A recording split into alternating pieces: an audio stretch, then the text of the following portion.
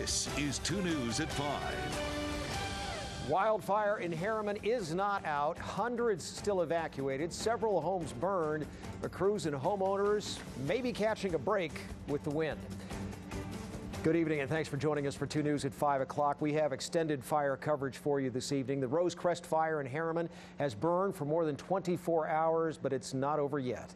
2 News team coverage for you, beginning with Stella Thurkill right now. Stella, losses and evacuations, but is there some good news this evening? Well, what we know, Brian, is that fire has burned 611 acres, downgraded a little bit. 4 structures destroyed, some damage, and I am told this afternoon that the fire has been 15% contained.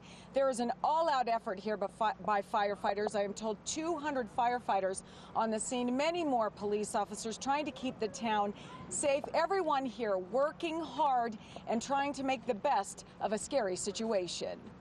I could see flames actually from my porch. With the fire tearing through, Marquita Howard couldn't grab much more than one of her 2 sons' prized pets, an Easter gift from Grandma. Loyalty is actually the easiest one to capture. Cupcake, the chicken, was nowhere to be found, but it was time to race down the dirt road, the only oasis between shooting flames. Mom was literally driving down flames if she told me the only thing that saved her was Mom, those taillights that she followed. Yeah, my son's taillights.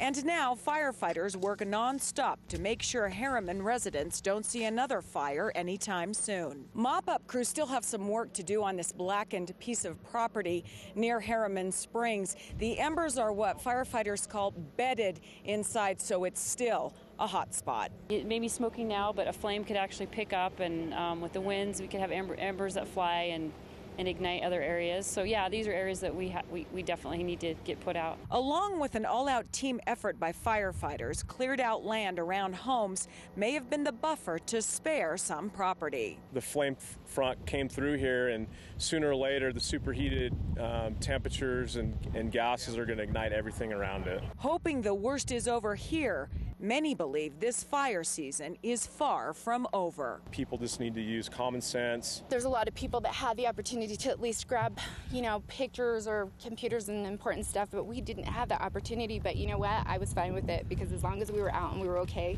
thank God. And Marquita had her nephew in the basement, her older son sleeping upstairs, and she was just thankful to get out. You'll hear from our Roxanne Vainuku very soon here on more about the evacuees. But, Brian, it was so eerie today. They took the news crews up in the middle of this smoldering, blackened property. It was safe, of course, to be there, but they were still worried about those embers, and you can see the smoke rising from the ashes, so to speak. And water's not the only way they put out these fires. They have to, as you know, dig it up, and those mop-up crews can be on the scene up to 16 hours. Amazing, but they've done a good job.